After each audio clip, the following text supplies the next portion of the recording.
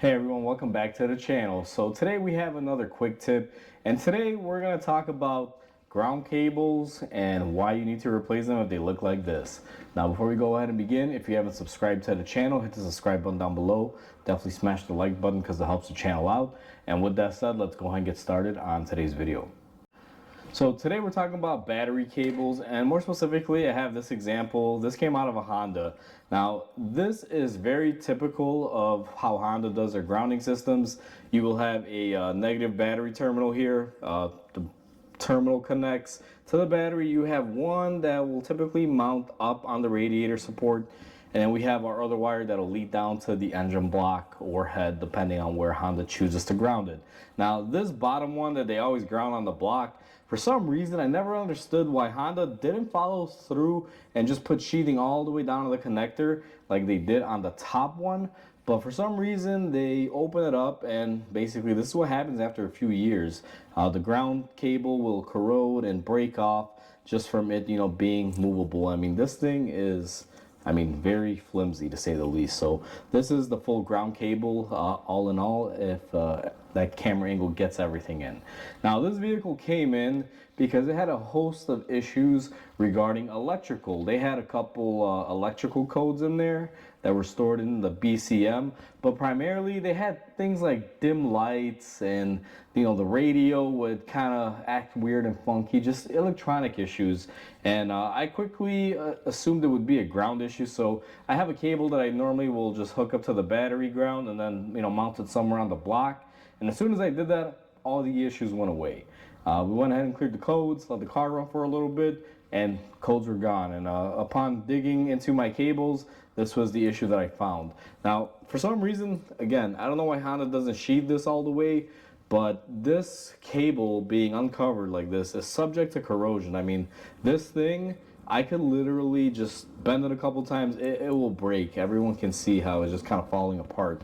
And grounds are really important, especially in an application like this, because Honda only has two grounds that feed off the battery. And like I said, one is on the post, I'm sorry, not on the post, but on the radiator core support, and the other one is to your engine block. And if you have your engine core support ground, that's great. You'll still be able to ground your vehicle and most things on it.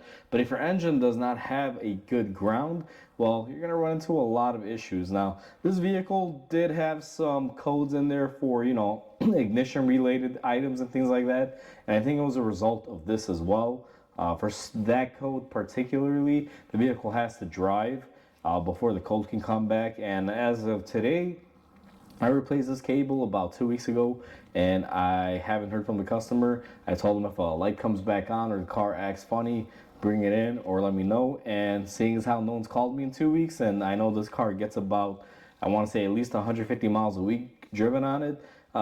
It's close to 300 miles, and this car, I'm sure, is cured and fixed. No more issues. So a bad ground can cause a lot of issues, and I've seen issues like this happen before.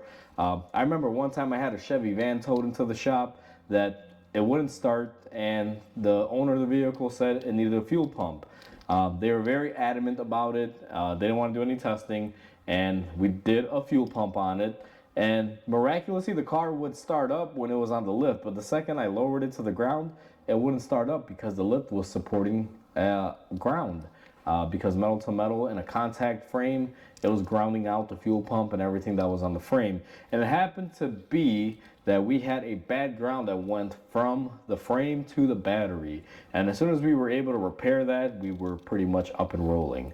And I remember the customer really was angry at that because they came in here and they chose to have the pump replaced without me looking at anything else. They just said replace the pump, and it wound up being just a cheap cable, about $5 or $10 worth, and the truck was up and running. So if you have a background that looks like this, or you suspect you have a lot of electrical issues, check your grounds and also add more grounds to your vehicle. It's not a bad idea to grab a cable, as long as you ground it properly and you're not doing a million of these things. I know they used to sell grounding kits back in the day that had 12 to 15 multiple wires that went everywhere across the engine. But if you add an extra ground or two, or just go in and clean up where your ground points contact on your body, your chassis, wherever they might be. It's a good way to ensure that your vehicle and its electrical loads are going to function properly. And that is a quick tip of the day. This car has been fixed, and all a result of a $45 cable. Now for this one, I did wind up getting an aftermarket cable that actually replicates the Honda design, but unlike the Honda one, they put the sheathing all the way to the terminal end and cleaned up all the grounds on it, and the car is running flawlessly. So check your grounds if you have an electrical issue, because more than likely that's what it could be, especially if it's multiple systems and multiple items, things like dimming headlights or radios that aren't working correctly, things of such. So with that said, hopefully everyone enjoyed this video. Please comment, like, and subscribe, because it definitely helps the channel grow. I hope everyone has a wonderful day, and I'll catch you on the next video.